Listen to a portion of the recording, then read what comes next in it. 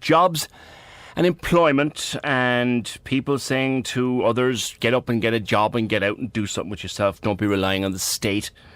Prompted a call from Donnchadh. Good morning. Good morning, PJ. How are you doing? Now, Donnchadh, I suppose at this time of the year and for, I suppose, the next couple of months, it's cards on table time. You will be a local election candidate, won't you? That's correct, yeah. For Sinn Féin, correct? So, just we know that for now. Just to discuss this jobs thing, you've heard the conversations in the last couple of days. A lot of people saying, look, get up, flip. If you need to flip burgers or wash cars, flip burgers or wash cars. Just get up and do something. Don't be relying on the state to fund you. What's your own take on that? I suppose my own take on it is that the vast majority of people do want to work, and the problem isn't really that.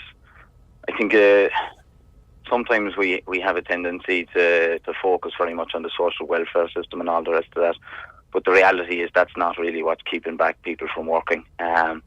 And I know that people are working long hours and all the rest of it, and they would hope that other people would be working. But the reality is, in this country, we're historically not a lazy country. Generally, we tend to have high rates of employment where it's possible to do that. But the difficulty is that you have something like 30 people applying for any vacancy that exists, you know. But when we had a boom in this country, and we had unemployment down to 3%, which is that is the technical term, full employment. We still had people, and it might have been, it was, if not a six-figure sum, it was a very high five-figure sum of people who had never worked in their lives. That can't be right. Well, PJ, you say a five-figure sum, that's actually statistically relatively insignificant in terms of the national economy, and you're also talking about there's categories of people there, or vulnerable categories of people. There are other complicating factors that hold them back from work, but the vast majority of people, as you know yourself, you made that point about full employment. People were only ever out of employment for short periods of time, and if you go back through the mid-2000s, what you had was Ireland, our national employment rates were among the 5 or 6 highest in the EU, and particularly among young people. The category of people 20 to 25 was the 4th highest in the EU 28 in that period, and sure.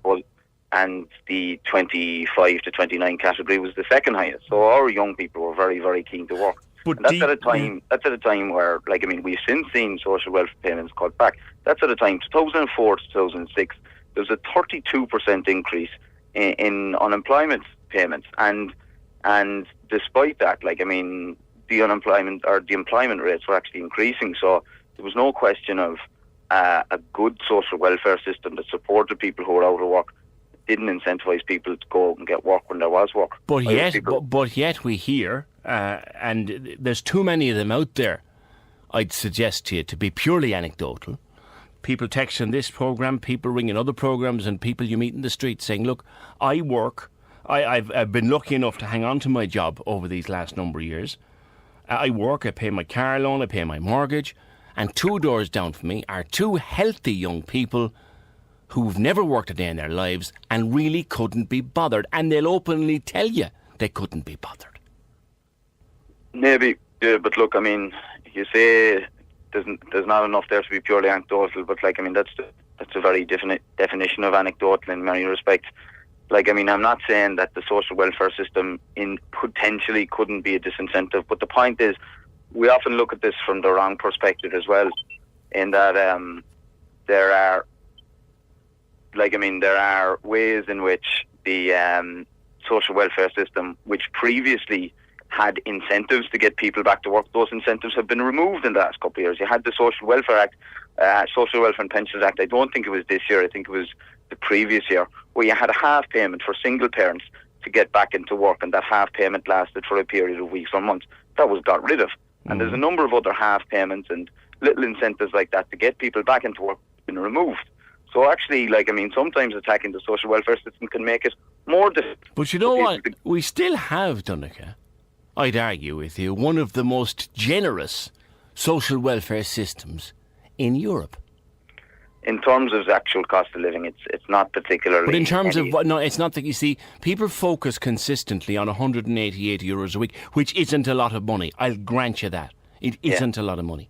But the things you get, full whack medical card, and other things you get, if you want the secondary benefits, that's generous. Yeah. Look, I don't have them in front of me, but and neither do I. Which is why I have seen it before. I don't believe that we are particularly out of line in terms of when you actually take into account social transfers and other things like that. We are very much in around the norm because, you have to take into account. Okay, you say medical cards, but you look across the water in Britain, healthcare there is free at the point of access.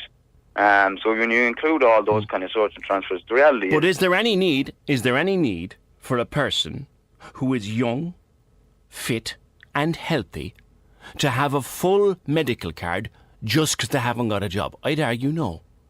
Give it to a child with Down syndrome who's on a discretionary. Don't be giving it to some healthy lump who he doesn't have a job and it's not his fault. But he doesn't need a medical card if he's never been to the doctor. Well, I suppose, PJ... That's a waste of resources, that is.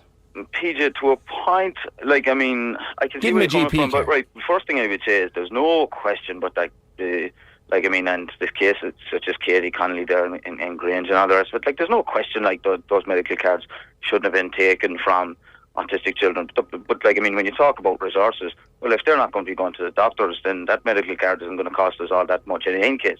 My perspective on that would be that it should be the same as in Britain. Healthcare should be free at the point of access and we pay through tax. But that's a bit of a side issue. Generally speaking, our unemployed or people who are in a disadvantaged situation are no better off than they are in most parts of Europe. And the point is this. Those supports are there to ensure that people don't endure dire poverty. And you know yourself, PJ, there are people in dire poverty in this country. There are people who are hugely struggling, and I see them myself every day. But there are also people, Donnchadh, I'd argue, there are also people who are working damn hard, not just one, but sometimes two jobs in the house, working damn hard to service a mortgage, service bills, service new property taxes, and their neighbours or their near neighbours across the road, drawing the welfare and everything with it, seem to be able to have the holiday in Lanzarote that couple with the two jobs didn't get last year because the bills were so high. There's an imbalance out there. The people who work will say there's no actual reward for working compared to what you can get in the dole. Yeah, and I'm not saying that's every case now, that's some cases. Yeah, look, you're never going to have a perfect system, but the reality is most people who are on welfare and all the rest and are perfectly honest people who want to work, who do want to get out there. And you're right, there are people who are out there working and they can barely make ends meet. It's a disgrace that there are so many people in work who frankly are in poverty, and there's so many low employment jobs or low paying jobs. And the reality is that the value of work is being devalued, and you see that with things like JobBridge.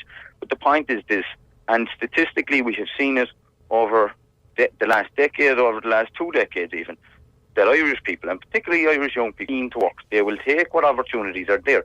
But if the opportunities are not there, then frankly, that's just, there's no way you can fit a square peg into a round hole. There's no way that we can, put away at the social welfare system that supports our vulnerable and our disadvantaged and just expect that they will find employment when the jobs are simply not there. The jobs are simply not there. And the proof of that is the thousands of people who are travelling on a weekly, on a monthly basis to Australia, Britain, Canada, and all the rest. But the jobs are not there. Yeah, but those planes go both ways and they're starting to come back. Is that not the case? Last week I attended, in my day job, I attended 4 job announcements that between them brought in nearly 1,100 jobs to Cork. There must be some good coming out of this. Listen, and PJ, that is fantastic, and thanks be to God for all the people that will get those jobs, and it will be a huge benefit to their families and to local economy in Cork generally. But we still have a long, long way to travel.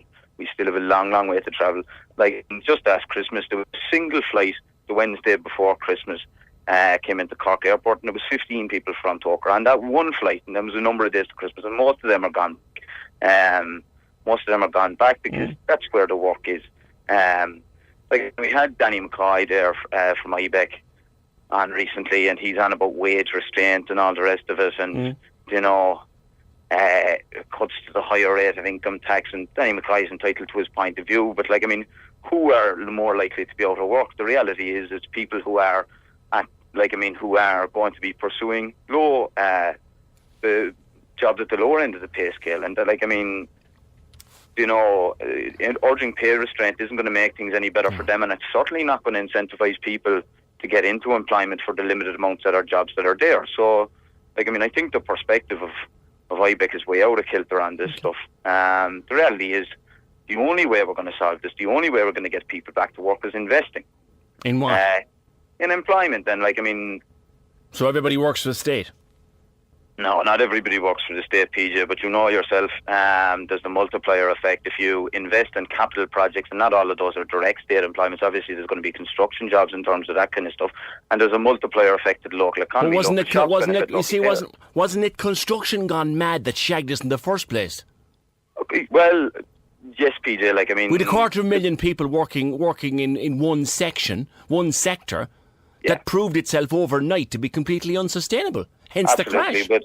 Absolutely, but would it not have been better? Would it not have been better if we continued to build to some extent? Because there are things we need building. We have our schools estate is entirely inadequate. There is a huge housing list in Cork City. A lot of the construction was in places where we didn't need houses, out towards the northwest in places like that, Cavan, Leitrim and the rest of it. Now you have coast estates there.